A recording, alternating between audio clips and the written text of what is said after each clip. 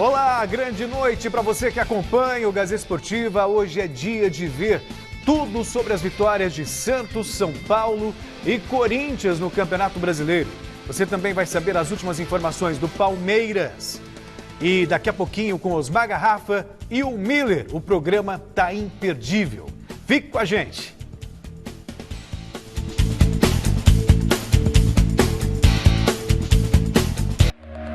E nós estamos de volta já com a nossa enquete do dia. O São Paulo vai brigar pelo título do Brasileirão? Sim ou não? Aí para você votar é só entrar no site gazetesportiva.com e deixar o seu voto. Você também pode usar o nosso QR Code que aparece aqui do ladinho na tela. E vídeo pelo WhatsApp você pode mandar por intermédio do número o DDD 11, se você estiver fora da Grande São Paulo, 994791633. E eu já vou fazer essa pergunta para os dois, para o Osmar Garrafa e para o Miller. Boa noite, Garrafa. Boa noite, Celso. Boa noite, Miller. E aí, São Paulo briga pelo título? Ô Celso, obviamente a gente vai falar muito da vitória do São Paulo em cima do Flamengo. Estou ansioso até para te ouvir. Lógico, vamos falar sim, né? Da vitória do São Paulo sobre o Flamengo. Mas, matematicamente, se você quiser responder a enquete através da matemática, óbvio que o São Paulo briga pelo título, até porque tem 3 jogos a menos e pode terminar, teoricamente, o primeiro turno ainda como campeão do turno. Agora, eu vou fazer a avaliação daquilo que eu tenho visto do São Paulo. Um São Paulo inconstante, um São Paulo que não me dá confiança, um São Paulo que faz uma partida como fez ontem contra o Flamengo, não é? Que a gente vai comentar daqui a pouquinho, foi uma partida impecável, apesar de mostrar algumas falhas, mas não pode se tirar o mérito do São Paulo ontem contra o Flamengo. É um São Paulo inconstante no campeonato. E essa inconstância do São Paulo, desde o início do trabalho do Diniz, esses altos e baixos que o São Paulo apresenta, não me convence a credenciá-lo como a candidato ao título, não. E você, Miller, São Paulo briga pelo título? Boa noite. Boa noite, Celso. Boa noite, Garrafa. Sem dúvida nenhuma, né? Até como o Garrafa falou, matematicamente e também eu acho que na praticidade. O São Paulo tem crescido, né, de produção. É claro que essa inconstância, eu falei ontem também no Mesa, né? Que o São Paulo é inconstante na temporada, mas o time tem condições de brigar pelo título, pelos 3 títulos, né? Ainda, né? Copa do Brasil, Sul-Americana e o Campeonato Brasileiro. Só que eu acho ainda que o Flamengo, mesmo com a derrota, está na frente do São Paulo e é o favorito ao título. Sem dúvida alguma, que foi uma vitória gigantesca, que foi uma vitória histórica, disso a gente não tem como discordar, e uma vitória para dar respaldo ao Fernando Diniz, que, viu, Garrafa, eu reputo, faz um belíssimo trabalho. Aí a gente pode discutir, acho que ele faz um bom trabalho, pode estar fazendo um bom trabalho, mas no jogo de ontem, o Flamengo respondeu o que é o Flamengo? Não. Isso tira o mérito do São Paulo? Obviamente que não. São Paulo, o Volpi teve 2 defesas de pênalti. 2 defesas de pênalti. O Volpi está lá para defender. Então o São Paulo continua mostrando essa oscilação. Ontem o Daniel Alves fez uma partida impecável, talvez a melhor partida dele. Vamos fazer o seguinte, daqui a pouco você fala do jogo. A gente mostra agora, que daqui a pouquinho a gente vai mostrar como foi a vitória do São Paulo. Mas o assunto agora é o Corinthians, que conseguiu respirar aliviado no Brasileirão. Acredite, o time de Wagner Mancini derrotou o líder internacional no sábado e se distanciou da zona do rebaixamento. Veja como foi. Tá vendo esse moleque aí, ó, que no ano passado, na Copinha, quando defendia o Guarani, marcou 4 vezes contra o Internacional?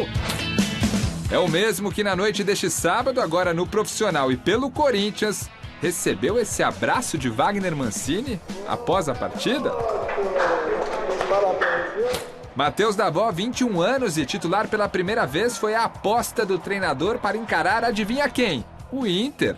E deu certo. Se o garoto demonstrou nervosismo ao receber o lançamento de Casares aos 29 minutos, 3 minutinhos depois, após grande jogada do mesmo Casares, esbanjou tranquilidade para colocar lá dentro e mostrar que é mesmo carrasco do Colorado. Davó, 1-0 Corinthians. Antes de tudo isso, a equipe gaúcha, que briga lá em cima pelo topo da tabela, teve essa chance perdida por Edenilson logo no primeiro minuto de jogo. O Inter, de fato, teve mais posse de bola, mas pouco ameaçou o gol de Cássio. Thiago Galhardo, artilheiro do Brasileirão, apareceu pela primeira vez só aos 19 do segundo tempo. E no fim do jogo ainda foi expulso.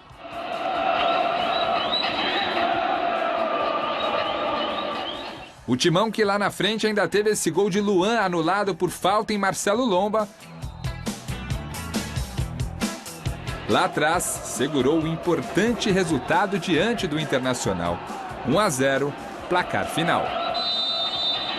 Após o jogo do América, a gente teve uma conversa muito verdadeira entre todos nós, de muita cobrança, e isso é uma coisa que costumeiramente eu faço nos meus elencos, porque isso também é gestão de grupo, e você tem que muitas vezes botar o dedo na ferida, realmente falar a verdade, e essa conversa ela foi extremamente valiosa, porque até então eu estou há 20 dias no Corinthians apenas, e eu não tinha visto a cobrança entre eles atletas, que é uma coisa que tem faltado hoje no nosso futebol. O dia que você tem a parte técnica para oferecer, ótimo. O dia que você não tem, porque ninguém é máquina, a gente tem que oferecer a superação, a entrega, a busca, a marcação, para que eu privilegie outro setor da equipe. Então foi estabelecido isso, acho que foi realmente um divisor de águas o jogo de hoje, porque ele nos mostra o caminho. Agora, isso foi dito agora no vestiário também, não pode ficar só nisso. A gente não pode achar, porque nós ganhamos do líder, que quarta-feira a gente vai ter um jogo fácil. Não vai ser fácil. Um Wagner Mancini muito pés no chão e que, convenhamos, ele conseguiu dar uma organização que o Corinthians não tinha, e a gente vê até pelos resultados. Tudo bem que algumas vitórias não condizeram com a performance, mas queira ou não, são 3 vitórias em 4 jogos, que deixa o Corinthians numa condição melhor na tabela para quem falava em queda. Dá uma respirada, né, Miller? Dá uma respirada e no Corinthians, qualquer avaliação que você venha fazer, o Davó, taticamente, o corintiano, o que ele mais queria no sábado era dormir tranquilo, não estragar o churrasquinho dele, torcedor corintiano, né? Não estragar a macarronada do domingo. E para isso precisava de uma vitória. E ela veio. Isso que é o importante para o Corinthians. Não é que eu defendo, sou um resultadista, é que a cultura do futebol ela é baseada em resultados. E se tem alguém que precisa de resultados, Celso, Miller, você me acompanhando, é o Corinthians. O Corinthians não podia pensar em qualquer outra possibilidade que não fosse uma vitória contra o Inter, mesmo sabendo da dificuldade, e ela veio. E aí tem mérito do Mancini, ô Miller. É o boleiro, você conhece melhor do que qualquer um de nós aqui, né? Você sabe o que é importante, olho no olho lá no vestiário. O cara, quando é ex-jogador, ex-atleta, o cara entra no vestiário, ele passa 10 minutos lá e ele consegue saber o que está acontecendo. Pelo menos ter uma ideia. É verdade. E o Mancini já fez uma leitura, já deve ter ido para dentro dos caras que tinha que ir, abriu o vestiário para nego falar o que está pensando, a famosa lavagem de roupa suja, e isso está fazendo o resultado. As escolhas, pelo menos certas ou não vamos discutir tecnicamente se o Davó vai ser a maior maravilha do mundo, mas deu certo, isso é importante. E como disse o Celso, em 4 jogos, 3 vitórias, né? Para o Corinthians que estava lá na zona de rebaixamento, você vai falar o quê? É por aí o caminho. Passo e passo, é por aí o caminho. Parabéns ao Mancini. Rafa, Celso, é interessante a gente ver o seguinte, né? O Mancini não era a prioridade do Corinthians. Sim. Todo mundo sabe disso. Lógico. Né? É bem sabido. E ele, boleiro, ex-jogador, já campeão, já rodado, né, no futebol brasileiro, veio com as peças, e poucas peças, com as poucas qualidades, conseguiu ajeitar o Corinthians. É claro que é muito mais difícil, Celso, você queimar etapas ou passar pelos processos estando lá embaixo do que estando lá em cima. Porque lá em cima você só pensa no título. Lá embaixo você pensa em sair da zona de rebaixamento, agora Sul-Americana, agora Libertadores, agora o título. Quer dizer, então a estrada do Corinthians, desde lá de baixo, é muito mais dolorosa, muito mais sacrificial. E o Mancini conseguiu, você ver, se fosse outro treinador, Celso, com certeza não daria chance para o garoto Davó.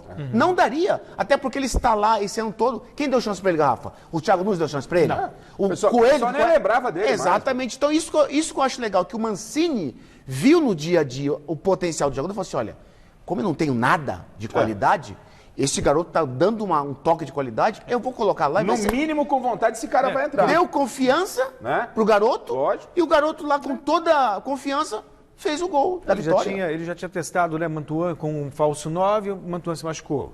Matheus Vital não correspondeu.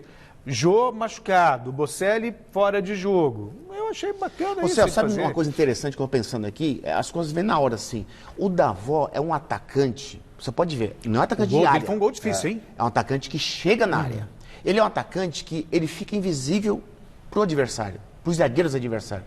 Você vê que ele chega, como eu disse ontem, ele chega, bate, né? Bate pronto, a bola quica. É mais difícil fazer esse gol. É difícil de você concluir baixa essa bola. Que geralmente ela bate no tornozelo. Vai subir. E sobe, entendeu? Então eu acho que ele tem muita qualidade agora. Sequência de jogos para poder ratificar a sua E o lance titularidade. do Casares também, sensacional, Bola, né? Não, os dois atos, né? É? O chapéu Isso. e o passe. E outra coisa, você vê que ele vai de cabeça erguida, o Casares. Sim. Quando ele já dá o tapa, o Miller sabe, pô, é brincadeira ter o Miller aqui do lado. O cara tá olhando, ele já sabe o que vai fazer, né, Miller? Não é aquele cara que tá de olho na bola, não. O Casares, quando ele disputa aquela bola, que ele dá o tapinha, que se livra, ele já tá olhando, tá vendo quem tá chegando e aonde ele vai meter a E bola. o Corinthians que trata de segurá-lo. E a vitória sobre o Inter foi importante, mas o Corinthians não pode comemorar por muito tempo. Já está na hora de pensar na Copa do Brasil. E o Jonas Campos está no Parque São Jorge para falar da preparação para o jogo contra o América Mineiro. Boa noite, Jonas. O Timão precisa fazer o quê para seguir vivo nesse torneio?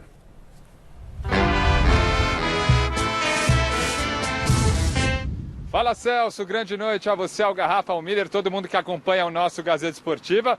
Pois é, virada de chave já, né? Depois dessa importante vitória para cima do Internacional pelo Brasileirão. Agora, Corinthians vira a chavinha para a Copa do Brasil. Perdeu o jogo de ida das oitavas de final para o América Mineiro aqui na Neoquímica Arena por 1-0. E agora, quarta-feira, no Independência, em Minas Gerais, Corinthians precisa vencer por 2 ou mais gols de diferença para avançar de maneira direta às quartas de final ou por um gol de diferença para levar a decisão para os pênaltis. Essa é a situação, mas o time vai embalado depois dessa importante vitória para cima do líder do Campeonato Brasileiro, o Internacional. O Corinthians já treinou nesta segunda-feira, feriado, pela manhã, sem Jô e sem Bocelli. Jô segue tratando aí um problema na panturrilha direita, Bocelli com lombalgia, né, um probleminha nas costas, e a tendência, mesmo se eles estiverem disponíveis aí para o técnico Wagner Mancini, a tendência é que o treinador dê sequência a esse garoto que entrou contra o Inter e fez o gol da vitória, 21 aninhos, Matheus Davó.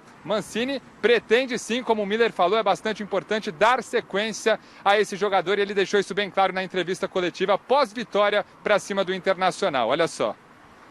O próximo jogo é diante do América, fora de casa. A gente tem que vencer o jogo. É óbvio que o Davó larga na frente de todos os outros jogadores, porque entrou, foi bem, fez o gol, se comportou muito bem. Cansou, obviamente, porque não vinha atuando com uma certa frequência, mas é importante dizer que ele larga na frente, né? Não sei se ainda terei o Jô para o jogo, mas é importante exatamente essa mudança de característica, porque você passa a ter mais opções em cada partida. Importante lembrar, né, gente, que para a Copa do Brasil, Wagner Mancini não conta com Otero e Fábio Santos, titulares, né, no jogo de sábado, que não podem jogar na competição porque já defenderam o Atlético Mineiro. Mesma situação do Gustavo Silva Mosquito, que já defendeu o Paraná Clube. E daqui a pouco, Celso, eu volto, porque amanhã é esperado reforço para assinar contrato com o Corinthians. Muito bem, Jonas. Estamos curiosos para saber quem é. Quer dizer, na verdade, a gente já sabe, mas o telespectador vai saber na sequência do programa. Corinthians, pelo futebol que apresentou contra o Internacional, dá para acreditar que passa pelo América jogando em Belo Horizonte? E aí, Miller? Olha, Celso, vai pegar um adversário que, além de ser correria, como é o time do Corinthians, tem muita qualidade. Porque eles têm jogadores na frente habilidosos, não técnicos. Eles têm jogadores que criam no espaço de 2 metros quadrados e fazem uma jogada bonita, né? Então, acho que o Corinthians terá dificuldade porque tem um treinador experiente, que já está há muito tempo no América, o Lisca, e o time dele joga muito objetivo. Então, acho que o Corinthians, até porque o Corinthians precisa sair para o jogo, precisa ganhar o jogo para poder se classificar. Perdeu aqui, difícil. Eu não acredito que o Corinthians seja favorito na quarta-feira. Eu acredito que o América seja o favorito. O favorito, eu tô com o Miller. O favorito é o América e o que torna o América favorito nem foi o resultado que arrancou aqui em São Paulo, é o Lisca, né? O Lisca, ele é um cara folclórico. Muita gente, Lisca doido, pegou essa marca no Lisca, mas o Lisca é um cara que conhece futebol. É um cara que tem feito bons trabalhos por onde passa. E, obviamente, ele sabe da importância que é, ele, como um time de Série B, eliminar o Corinthians na Copa do Brasil, que vai dar tranquilidade para o América. E com um time que é ajeitado como é, eu entendo que o América é favorito. Você não pode desprezar nunca um Corinthians, mesmo numa situação, e principalmente num jogo único, no mata-mata, você não pode desprezar o Corinthians. Mas o Corinthians, não, apesar da vitória contra o Inter, não me dá uma confiança, assim como é o São Paulo, com essa vitória frente ao Flamengo. Confiança eu posso ter no Corinthians com tudo que ele mostrou, que ele vai lá e vai carimbar o América. Pode sair classificado? Pode, mas para mim o América é o favorito, Celso. Perfeito. Outra grande vitória do time paulista no final de semana aconteceu no Maracanã. O São Paulo goleou o Flamengo por 4-1 e mostrou força no Brasileirão. Saiba agora como o time de Fernando Diniz fez para derrubar o rubro-negro. No Rio de Janeiro, Flamengo e São Paulo fizeram um jogo digno de Maracanã. O rubro-negro começou com tudo e logo aos 5 minutinhos Pedro se livrou de Bruno Alves e acertou um lindo chute no canto de Volpi. 1-0. Mas depois disso a maré virou e tudo passou a dar certo para o tricolor. Primeiro com Tietê, que pegou a sobra e fez esse golaço. 1-1. Na sequência, a estrela de Volpi começou a aparecer. Diego Costa fez pênalti em Everton Ribeiro, Bruno Henrique foi para a cobrança, mas parou no goleiro São Paulino. E quem não faz, toma. Bola na área do Flamengo, Gustavo Henrique cortou mal e o iluminado Brenner marcou, 2-1. Após pênalti cometido por Gustavo Henrique, Reinaldo, o King Naldo, chamou a responsa e fez o terceiro do time paulista. Em seguida, adivinha, mais um pênalti. Daniel Alves derrubou Gerson e o Mengão até tentou trocar de cobrador. Mas não teve jeito, Volpi impediu o segundo gol de Pedro. E para fechar com chave de ouro a atuação dos comandados de Diniz, lindo lançamento do inspirado Thiago Volpi para Luciano, que dominou, invadiu a área e mandou para o fundo do gol. Final Flamengo 1, São Paulo 4. Ia adiantar de nada eu ter defendido os pênaltis se a equipe não tivesse feito o jogo que fez hoje. Então não é um fator só meu, ajuda, mas não é o fator principal para dizer que a gente ganhou o jogo. Foi uma grande partida, de fato, contra um grande adversário, contra um grande treinador, um time que estava 12 jogos invicto com 9 vitórias. Então acho que é um presente para a torcida do São Paulo, um grande presente, um domingo feliz, e agora a gente ter pé no chão, agradecer muito os jogadores por tudo que eles fizeram, a coragem que eles tiveram, que acima, sobretudo, para jogar aqui no Maracanã e vencer da maneira que venceu, é preciso muita coragem.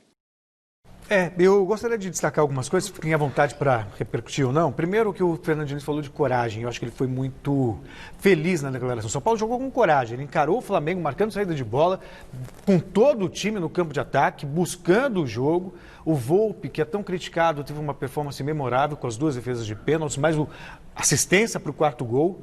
Né? Ou seja, foi uma vitória para dar moral e acho que para dar confiança mesmo no trabalho do Fernando Diniz. Queria que vocês falassem sobre isso. Eu estava até conversando com o Miller aqui e durante a gente já viu os lances aqui, não é? Sem tirar nenhum mérito do que foi a vitória do São Paulo, porque aí vai ser um idiota. Você faz críticas ao São Paulo, no momento que o São Paulo traz um resultado importantíssimo, que vence o líder do campeonato fora de casa, independentemente do Flamengo estar completo, não está com zaga titular, não está, o Flamengo é lá no Maracanã, ponto. Isso você não pode tirar. Você não pode tirar o fato do Daniel Alves ontem, pela primeira vez, na minha avaliação, o Daniel Alves jogou uma partida daquilo que a gente espera dele ali na condição de meio-campista. Foi um cara que comandou, foi um cara que apareceu, um cara que meteu bola, né? Um cara que jogou, ficou ligado os 90 minutos. Mas o São Paulo apresentou falhas no meu entendimento. O São Paulo cometeu 2 pênaltis. A defesa do São Paulo ainda continua ficando muito exposta, sem tirar esse mérito da vitória expressiva que teve o São Paulo. Agora, e os 2 pênaltis, até falava com o Miller aqui, os 2 pênaltis foram muito mal batidos, Celso. Pode dar uma olhada, ó. E o Miller já ele vai falar, vou deixar para ele falar, porque ele que esteve lá dentro e sabe. Ó como bate o Reinaldo. O Reinaldo bate um pênalti como se deve bater. Agora, o Pedro e o Bruno Henrique, uma tiriça para bater pênalti, uma má vontade e sem leitura, não é, Miller? Por que sem leitura? Sem leitura porque você tem que estudar o adversário. Eu, quando jogava, eu estudava os zagueiros que eu ia enfrentar. O forte deles e o fraco, né? O forte do Volpi, eu que não jogo mais, sei que é do lado direito, né? Ele do lado direito é muito... Pode ver os pênaltis. Os pênaltis contra o Fortaleza, Celso. Ele pegou onde? Lado direito. Exatamente. Então o Pedro e o Bruno Henrique, ontem eles estavam naquela tiriça, naquela moleza, não perceberam isso, bateram muito mal. Mas eu acho que, o Garrafa, o São Paulo teve mais coisas positivas do que negativas, independente da vitória. Eu acho que teve mais qualidade do que as suas misérias. Eu acho que o São Paulo, o pênalti que o garoto fez no Everton Ribeiro, não tinha jeito. Ele é um craque contra um jogador normal. Quer dizer, então acho que aí é muita disparidade muito grande. Então acho que o São Paulo foi muito bem porque a coragem e a dinâmica de jogo foi impecável. Agora, quando você se propõe a ser ofensivo, você deixa mesmo a defesa mais exposta. Não tem como. Correr risco. Mas tudo bem, mas você tem que ter o quê? Um ataque que faça os gols que o São Paulo não tem feito nas muitas oportunidades que cria. E isso torna o São Paulo instável. Agora, foi talvez o melhor jogo em termos de resultado, de marca tal, dessa era de Diniz? Foi. Mas me dá garantia, não sei, Miller, não sei você, a mim não dá garantia que vai no meio de semana contra o Lanús se classificar na Copa Sul-Americana. Não tenho essa confiança ainda nesse time do Diniz. Bom, e o Fernando Diniz aproveitou a vitória no Maracanã para dar um recado aos críticos. O repórter José Paes está na nossa redação para contar tudo sobre a entrevista do treinador de São Paulo. Boa noite, Zé. Boa noite, Celso. Boa noite para todo mundo que está acompanhando a gente, para o Garrafa, para o Miller, para os nossos telespectadores. Pois é, o Diniz, depois do jogo de ontem, estava grandão, estava boneco, 4-1 São Paulo para cima do Flamengo lá no Maracanã. Aí ele foi para a entrevista coletiva e deu uma cutucadinha na galera que critica negativamente o trabalho dele nesse ano de 2020. Acho que sobrou para o Garrafa, hein? Vamos dar uma conferida aí no que disse o Diniz. Não é a vitória de 4-1 que traz confiança no primeiro plano. O que traz confiança é você saber quando você está sendo pressionado, principalmente por fora, às vezes de maneira exagerada, e você mostrar para os jogadores que o time tem qualidades que de fora ninguém vê quando perde ou quando empata. O que traz confiança é você trabalhar com lucidez, com coragem, trabalhar, se dedicar ao máximo, entregar a vida pelas coisas, chegar às 7h30 no CT e ir embora 8h30 da noite, às vezes 10 horas da noite. Confiança com o trabalho, não é por conta da vitória. A vitória ajuda um pouco, mas assim, não vai determinar nada a vitória de hoje. O que determina os resultados, essa é a minha visão de encarar o futebol e minha vida, é você se dedicar ao máximo para aquilo que você deseja. E isso a gente está fazendo desde o dia que eu cheguei no São Paulo. Não é hoje, nem é amanhã que a gente vai fazer. Independente do resultado vir ou não vir, ninguém controla o resultado de jogo. O que a gente controla e que a gente sempre tem que respeitar é o trabalho, é valorizar quem trabalha. Tá aí então a palavra do Fernando Diniz, dizendo que as críticas às vezes são um pouquinho exageradas. Garrafa já vai dizer se a carapuça serviu para ele ou não. Mas a gente lembra que nesse Brasileirão, São Paulo tem 62,5% de aproveitamento. E isso tendo feito só 16 jogos. Garrafa até lembrou aí no comecinho do nosso programa, o São Paulo tem 3 jogos que foram adiados. Contra o Ceará, contra o Goiás e também contra o Botafogo. Se o São Paulo ganhar esses 3 jogos, termina o primeiro turno como campeão simbólico. Daqui a pouquinho, na minha segunda entrada, a gente vai falar mais do Brenner e também do jogo desse meio de semana. São Paulo joga contra o Lanús pela Copa Sul-Americana. Salcito. Obrigado, José Paes. É bem lembrado, São Paulo só tem 2 derrotas num campeonato tão difícil como o Campeonato Brasileiro, né? Ou seja, que mostra que o trabalho é bom, pelo menos na minha opinião. O trabalho em termos de Campeonato Brasileiro é bom. E como trabalhador, como profissional, não vai nenhuma crítica ao Diniz. A gente sabe que o Diniz é um cara sério, né? Um cara que chega cedo, um cara que procura dar o melhor, é um cara que tem boas ideias, que é um cara que ainda não conseguiu aplicar essas ideias, isso é fato. Aí a gente já começa a trabalhar com o outro lado. E o futebol não vive de boas intenções. O futebol, o Miller sabe, vive de resultado, o futebol vive de títulos. Mas esse aproveitamento dele no Campeonato Brasileiro, o melhor não significa que essas ideias deram certo? Não, deram certo? Ainda não. Claro que deram. Claro que não, Celso. Claro que não. As ideias do Diniz, elas tanto ainda não se confirmaram que ele pagou vexame recentemente no Campeonato Paulista, sendo eliminado lá pelo Mirassol, dispensa aqui, vamos falar que é o time do Uber, não passar da primeira fase da Libertadores, ser um time extremamente instável. Essa vitória com o Flamengo e o bom desempenho dentro do Campeonato Brasileiro não credencia que ele entre para a história, por exemplo, do São Paulo. Isso é dividir o que é um bom trabalho, né? Bom trabalho, se você entende que é chegar lá de manhã, tentar tirar o máximo dos seus jogadores, ótimo, não vai se questionar isso do Diniz, repito, é um cara íntegro e sério, mas em termos de resultado, que é o que fica para a história, o Miller está aqui do nosso lado. Olha o currículo e o Miller não, que mas antes de conquistou. passar para o Miller, assim, ele já entrou para... Esses 4-1 já deixaram o Fernando Diniz na história. As pessoas vão lembrar que o São Paulo uma vez ganhou no Maracanã, que era galáctico, por 4-1 no Maracanã e jogando o fino da calma, bola. Celso, calma, que galáctico, calma, Celso, pelo amor de Deus, peraí, como entrou pro feito, nós estamos falando do São Paulo, tricampeão do mundo, tricampeão da Libertadores, ganhar do Flamengo de 4 pro São Paulo também não é muita novidade, pô. Não, mas assim, o meu colega falou assim, o Atlético Goianiense meteu uma goleada no Flamengo. Então acho que, eu penso assim, Celso, acho que assim como as críticas não podem ser exageradas, aí o Diniz tem razão. Tô 100%. Os elogios também não podem ser exagerados. O São Paulo arrebentou o Flamengo com todos os méritos. Beleza. Só que a gente sabe que quarta e domingo tem jogo. Sim. Entendeu? Então acho que o E São se Paulo... perder do Lanús, ou for eliminar pelo Lanús, vai falar, o Fernando Diniz não serve para o São Paulo. Não, isso é um exagero. Acho assim, acho que o São Paulo, quando eu jogava futebol, a gente dizia assim, olha, a gente não pode perder para esse time. Isso. Um time que está há 6 meses de quarentena.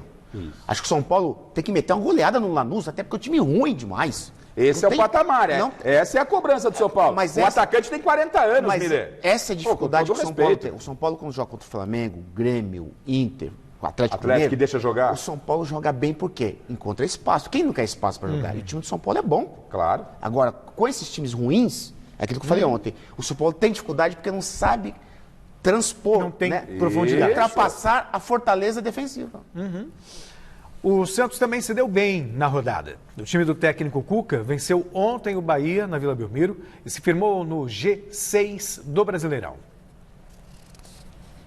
Santos e Bahia na Vila Belmiro e Peixão aproveitou que peixe combina com água, rolou uma chuva monstra ali antes do jogo começar e abriu os trabalhos aos 9 minutinhos com o Madison depois da jogada do Soteldo. 1-0 Santos.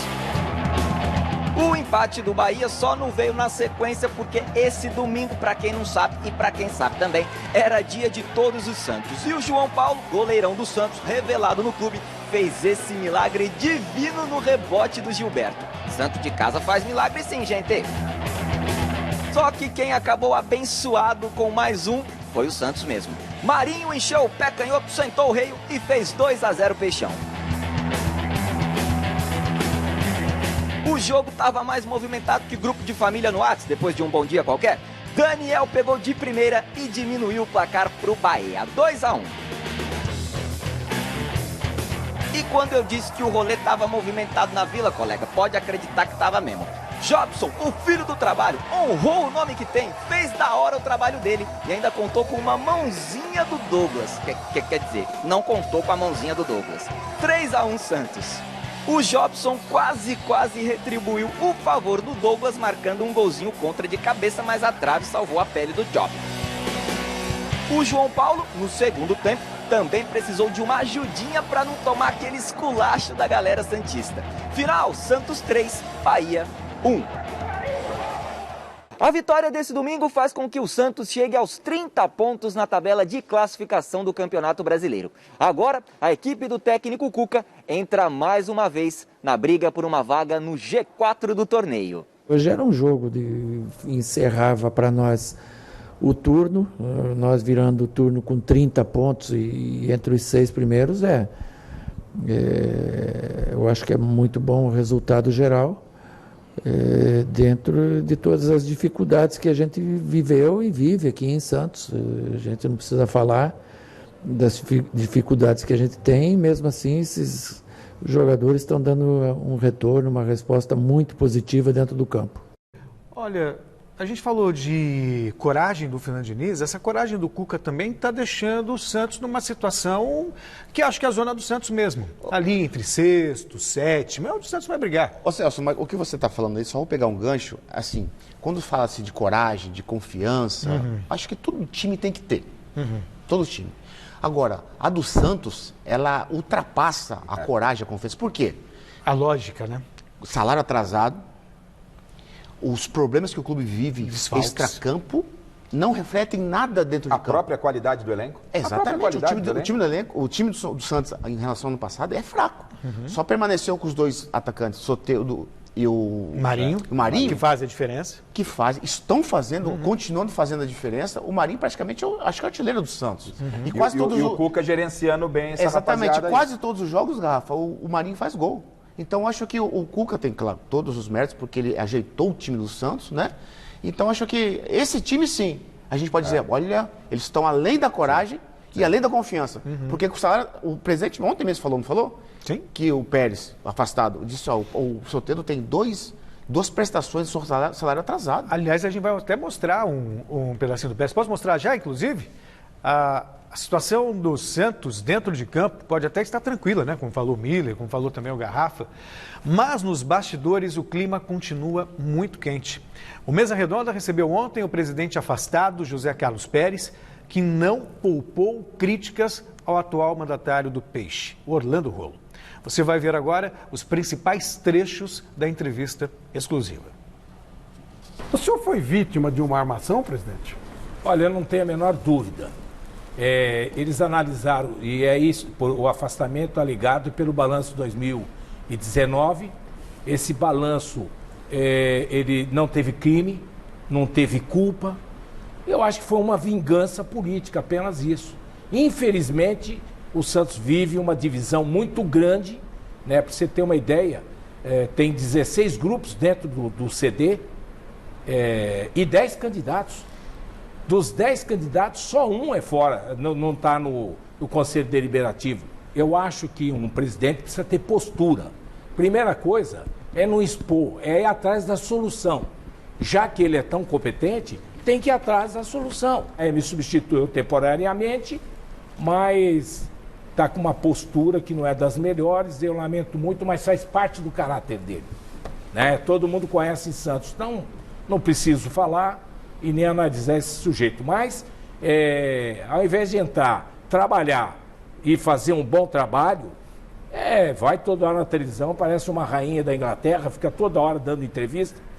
E o tempo vai passando. Eu trabalhava no Santos 16 horas por dia.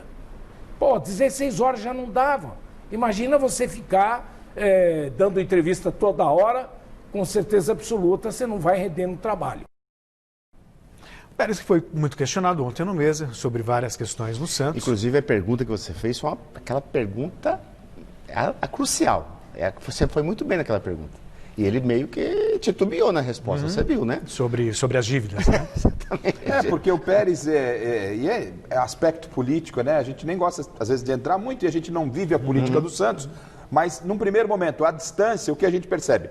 O Pérez era o presidente de fato de direito lá. E deixou o Santos, estava numa situação, e está ainda numa situação muito complicada. O Rolo acabou entrando agora, algumas atitudes que ele tem tomado me parecem assertivas, não é? No primeiro momento, quando foi para se contratar o Robinho, ele disse que não estou entrando naquele aspecto da polêmica lá do Robinho, do caso da Justiça, aspecto financeiro. Falou, não posso cometer essa loucura, depois tinha feito um acordo no aspecto financeiro interessante para as partes, mas aí o Robinho acabou não ficando pelos motivos que todo mundo já sabe, né? E todo mundo esperava que essa fosse realmente a postura do Santos. Ele conseguiu liberar a pendência que tinha financeira com alguns clubes, alguma coisa ele está fazendo. E é a hora do presidente dar a cara para bater, é ele que tem que aparecer mesmo. Exatamente. O presidente não pode se esconder no gabinete, não. Ô Celso, sabe o que acontece? Eu conversei 3 vezes com o Rolo, em eventos assim, tá? Ele é um cara muito inteligente, muito gente boa, todo mundo gosta dele, né? As 3 vezes que eu conversei com ele. E outra, o que ele está fazendo, ele tem que dar as caras, né? Ele que tem que falar, ele é o presidente, pô. Então ele conseguiu fazer muitas coisas, muitos benefícios para o Santos, nesse pouco tempo de presidente, né?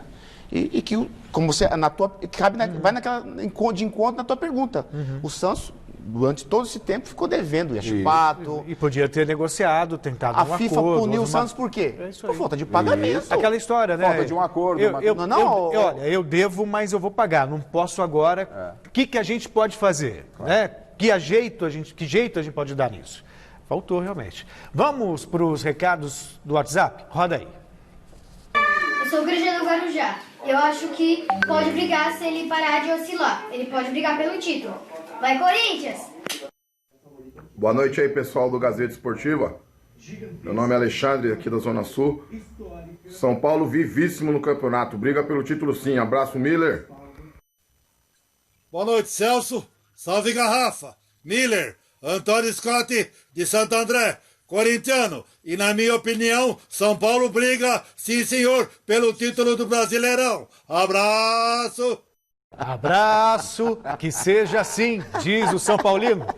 Ô Celso, sabe que o torcedor São Paulino tá feliz, né? Inclusive Claro. eu que sou São Paulino, Mas né? claro, mas, pô, ganha do Flamengo. O Charles São Paulino, doente, lá de Mogi das Cruzes, né? Está assistindo a gente, é fã do Celso, falou que, Celso, que você é o melhor comentarista que tem. Uau, muito Charles obrigado, Mogi hein, das Charles? Cruzes. Deus abençoe, Charles. Abraço para o Charles e abraço para Mogi das Cruzes.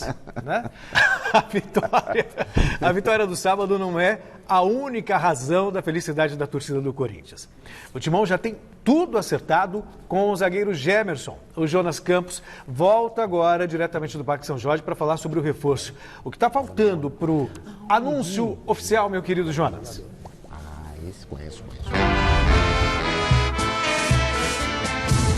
Fala, Celso. Voltamos aqui do Parque São Jorge. Basicamente, Celso, exames médicos e assinatura de contrato, porque já saiu a rescisão do Gemerson com o Mônaco da França, né? Rescisão, inclusive, atrelada a um valor compensatório que o Corinthians vai pagar ao clube francês de maneira parcelada. E aí uma informação exclusiva, né, apurada pelo site gazetesportiva.com, Thiago Salazar, nosso repórter setorista do Corinthians, que esse valor será de 680 mil euros, o equivalente a 4,5 milhões de reais. Então o Corinthians aí desembolsando essa grana, né, será pago de maneira parcelada, como eu disse, para ter esse jogador que busca uma retomada na carreira. O cara que esse ano praticamente não jogou, apenas uma partida, está há 9 meses sem atuar em uma partida oficial, um cara que se destacou no Atlético Mineiro, chegou a receber convocações aí para a seleção brasileira, tenta uma retomada, chega por um salário menor, né, em relação ao Mônaco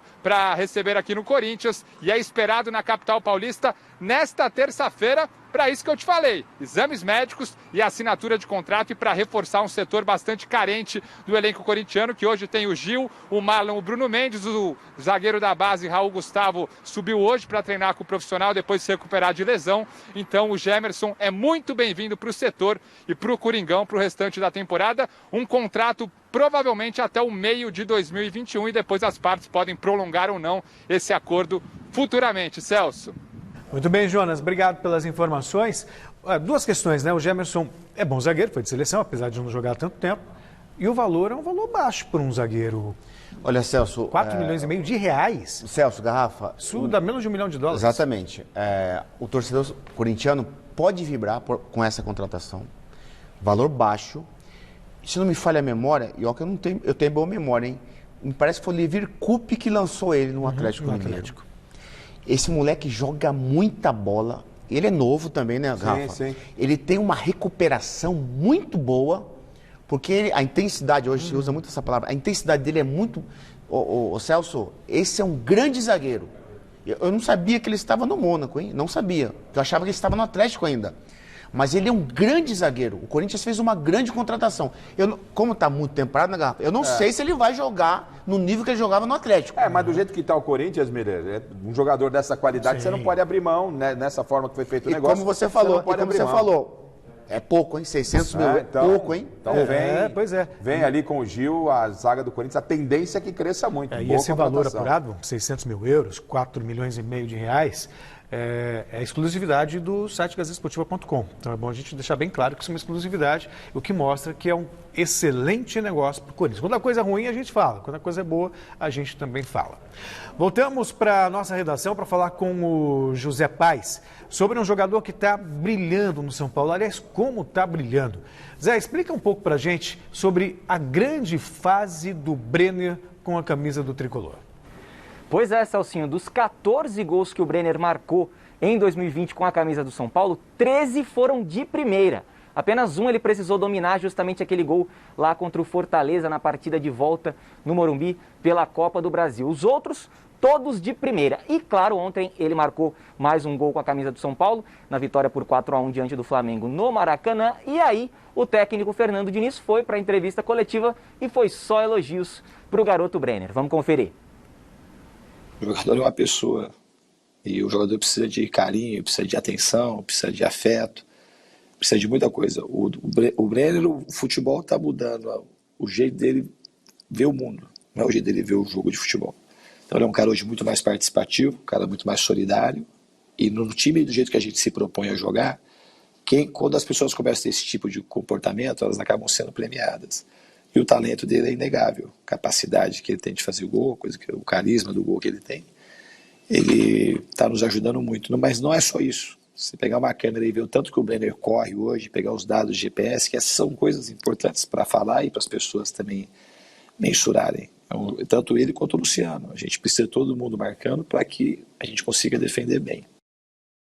Tá, então essa é pro Miller, hein? Fernando Diniz disse que o Brenner tem carisma de gol. Você tinha carisma de gol, Miller? Daqui a pouquinho você responde para mim. Só para finalizar aqui em relação às notícias do São Paulo. São Paulo volta a campo na próxima quarta-feira, às 7h15 da noite, para pegar o Lanús pela Copa Sul-Americana. Perdeu de 3-2 lá na Argentina. Precisa ganhar por 1 gol de diferença aqui no Morumbi para seguir adiante. Na Copa Sul-Americana tem o gol fora. Hernanes e Juan Fran, praticamente recuperados aí das suas respectivas lesões, estão à disposição e podem jogar contra o Lanús. Volto com você, Celso. Ok, obrigado, José Paes. O Juan Fran, não sei se volta, mas enfim, vamos falar à disposição, né? Você pode falar do carisma de atacante, sim, o carisma de gol e o Brenner. Mas é um brincalhão, né? Gato fogueteiro, nosso José Paes. E que fase do Brenner, né? Isso, velho. Olha, Celso, eu não tinha carisma do gol, eu cheirava gol. E como, né? Então, eu vi o Brenner na base, né, várias e várias vezes jogando, né? Ele passou por um processo muito difícil, né, no profissional, nós sabemos tudo isso, todo mundo sabe. E ele conseguiu, né, com muita confiança do Fernando Diniz e também com a sua própria qualidade, né? Então, acho que ele está numa grande fase. Nós sabemos que é um jogador que dificilmente fica muito tempo no São Paulo, né? Sim. Ano que vem, você já sabe que... Ele marcou, acho que 10 gols em 9 jogos. Muito mérito aí, você pode colocar na conta do Diniz. Que não há nenhum tipo, pelo amor de Deus, não há nenhuma perseguição com o técnico do São Paulo. Gosto muito do Diniz. E ele tem um papel fundamental no Brenner, porque lá dentro do São Paulo, Celso e Miller, já davam o Brenner, esse foi um moleque que surgiu bem, mas não virou, não vingou, tanto que foi pro Fluminense. E lá no Fluminense o Diniz já bateu o olho no cara, falou, esse cara é bom, tal, deu oportunidade agora, deu moral, deu o tal do carinho, e tá aí, 14 gols, barrou o Pablo, jogador badalado. É que também tudo conspirou a favor, né? Pablo numa fase, Pato foi embora. Quer dizer, que nem o Davó no Corinthians. Isso, mais ou menos esse paralelo. A outra opção é o Trellis, né? Não, tá sem opção. O Celso gosta do Trellis, Celso gosta. Não. Chegou a hora de você ver, vamos falar do Palmeiras, de ver os primeiros passos no Brasil do novo treinador do Verdão. O Pedro Nascimento foi hoje cedinho ao aeroporto de Guarulhos e participou da entrevista do português Abel Ferreira. O treinador se mostrou animado com a chance no Palmeiras. Depois de uma longa espera, o Palmeiras finalmente tem um novo comandante. Abel Ferreira, que estava no PAOK da Grécia, foi o escolhido pela diretoria do Verdão e ocupará o lugar deixado por Luxemburgo, demitido há pouco mais de 2 semanas. Depois de assinar o contrato e ser oficializado pelo Palmeiras, o treinador português pegou um voo de sua terra natal a caminho do Brasil. 6h15 da manhã de uma segunda-feira, feriadão. Tá todo mundo na sua cama, descansando, dormindo, e a Gazeta Esportiva tá com uma missão muito especial aqui no aeroporto de Guarulhos. Recebeu o Abel Ferreira, o novo treinador do Palmeiras. Depois de uma viagem cansativa, Abel falou rapidinho com a gente e deixou claro que está empolgadão. Foram dias muito intensos, fuso horário diferente, estou acabado de chegar agora, viagem de noite, acima de tudo com muita motivação de fazer história aqui. Abel também foi só elogios ao Verdão. Deu aquela moral para os jogadores da base e se mostrou consciente em relação à pressão que terá pela frente. É um grande clube, com um grande elenco, com uma grande academia, oferece todas as condições aos profissionais para poderem ter sucesso. Um projeto que me seduziu. É verdade, tinha mais 2 anos de contrato, todas as partes tiveram que abdicar. Sabemos que a exigência e a cobrança aqui é muita, mas é assim que eu gosto de ver o futebol. Se vai dar certo ou não, agora é esperar para ver. O Verdão aposta alto na Escola Portuguesa de Futebol para tentar recuperar o verdadeiro DNA palmeirense. Resgatar o verdadeiro DNA palmeirense. Aliás, você jogou lá, Miller. Qual é esse verdadeiro DNA palmeirense? Olha, Celso, já falei ontem, né, o Rafa, e hoje eu vou falar de uma maneira um pouco diferente. É claro que ele é um treinador que não tem currículo, é um treinador desconhecido, isso nós já sabemos, né? A entrevista dele, aquela entrevista, né, vibrante, aquela oratória bonita, eu gosto disso, até porque eu comento assim, né? Mas eu só quero que o Abel, que as suas ações respaldem as suas palavras, né? Ele fala muito bem, eloquente, aquela coisa toda, maravilha. Agora, ele tem tudo, Celso, Rafa, ele tem todas as condições para dar certo no Palmeiras. Até porque o time do Palmeiras é um time muito bom. O time do Palmeiras é um clube rico e um time muito bom. E a grandiosidade do Palmeiras é uma grande vitrine para ele alavancar na carreira como treinador. Não é isso, Rafa? E agora ele tem um desafio enorme. Primeiro que é trocar, né, o pneu do carro com o carro em movimento, que é o que vai acontecer. Ele chega, pega... Ainda mais quando o carro está voando. E o carro não está... ele, apesar de estar com o pneu... Está acelerando. Está acelerando. O Palmeiras está na mão do Cebola, está voando.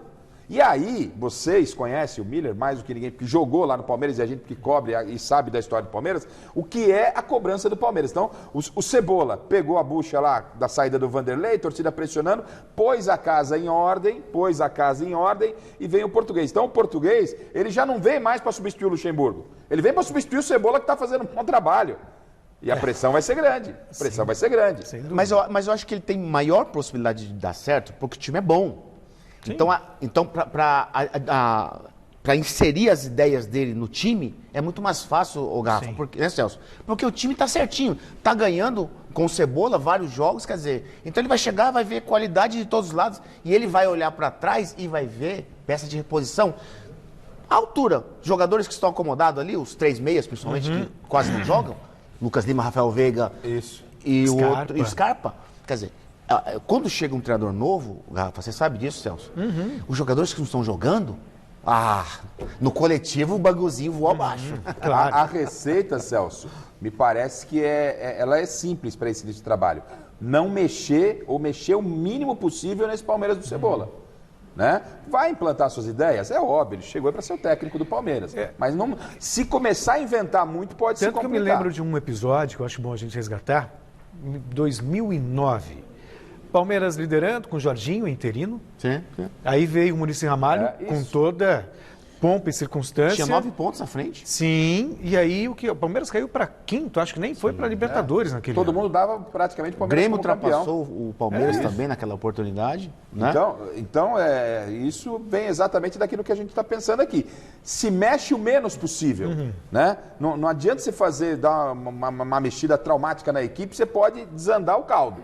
E aí complica, no Palmeiras não tem tempo, porque já tem logo mata-mata com Libertadores, é verdade que é Delfim. Copa do Brasil é mata-mata. Mas você sabe que na Libertadores, com todo respeito, o Palmeiras já está na semifinal. Olha os adversários que vai ter pela frente. Né? A estrada do Palmeiras é uma estrada... Até a semifinal. Aí depois pega mais o light, Plate, né? Mas é light demais. Então, eu pego o Libertar, eu não lembro qual é o adversário do Libertar. Se você olhar a tabela... o Delfim agora e Libertar. Mas vamos lá, ó.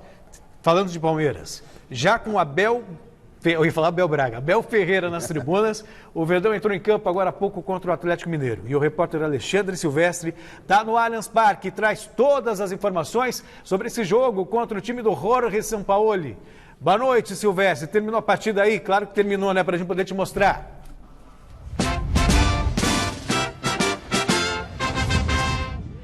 Fala, Celso, abraço para todo mundo, terminou sim, o Cebolinha deu um nó tático no professor Sampaoli, 3-0 para o Palmeiras. É verdade que o Atlético Mineiro tomou iniciativa da partida, que começou às 5 da tarde, tentou abrir o placar, não conseguiu, o Palmeiras teve as melhores chances da primeira etapa. Rafael Veiga cravou 1-0 de peixinho, uma bela trama pela esquerda.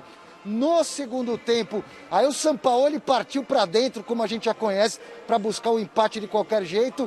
E no contra-ataque, na chamada transição ofensiva de manual, perfeita, Palmeiras matou o jogo com Rony, com Wesley.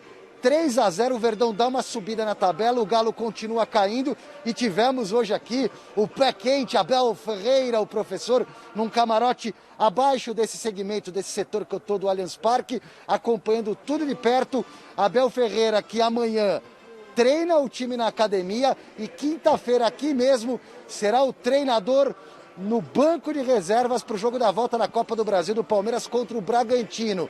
E o Cebolinha, tá aprovado, vai entregar um time em franca evolução, jogando com muita velocidade, muita intensidade e resolvendo quando precisa. Agora é só o Abel Ferreira colocar em prática os conceitos dele e fazer esse time melhorar ao longo do campeonato, Celso. O Palmeiras está subindo.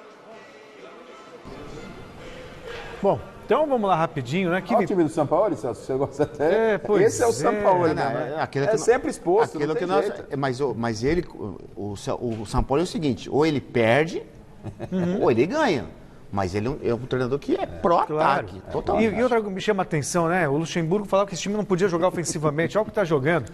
Enquete. O São Paulo vai brigar pelo título do Brasileirão e a maioria respondeu que sim, com 75% dos votos. É isso, pessoal. Muito obrigado, Miller. Muito obrigado, Osmar, Garrafa. O Gazeta Esportiva fica por aqui. Bom restinho de feriado para você e até amanhã. Fica agora com o Jornal da Gazeta. Tchau.